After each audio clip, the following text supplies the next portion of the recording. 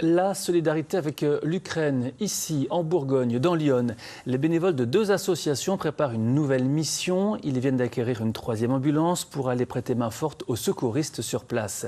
Alexis Gaucher, Guillaume Robin.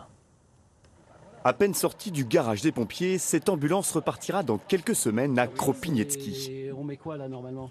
Là, on met bouteille d'oxygène, on met les cônes de signalisation. Il y a à peine 2 mois, ils étaient déjà partis en Ukraine, pas très loin du front. Là-bas, le matériel médical manque cruellement, c'est tous les jours l'urgence. On avait besoin de récupérer du matériel, alors soit du matériel déjà sur les listes qu'on a l'habitude d'avoir, ou du matériel qui a été spécifiquement demandé par nos partenaires sur place. Les capteurs de fréquence cardiaque, ils nous ont dit qu'il nous en faut une 20aine pour 14 établissements différents. Le coût de cette ambulance, 9 500 €. L'achat est en partie financé par des dons de particuliers. Oui, là tu mets la bouteille de 15 litres. Ancien militaire avant d'être lui-même pompier, Pascal Damiani est rompu au terrain de guerre.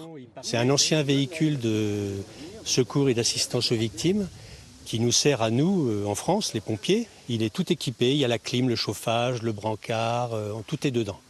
Et il va aller directement, il va sûrement, normalement, aller pas loin du front pour qu'un médecin soit à l'intérieur.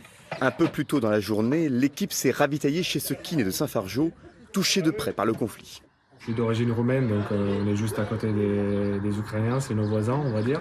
Là, j'ai remis en fait les matériels que j'avais changés. En fait, ça marchait très bien, mais voilà, j'ai renouvelé un petit peu le matériel, donc des tables électriques, des matériels qui servent à la rééducation des patients. Puis, direction un EHPAD, béquilles, fauteuil roulant, déambulateur usagé, tout peut servir une fois sur place. Le grand départ est fixé au 8 juillet.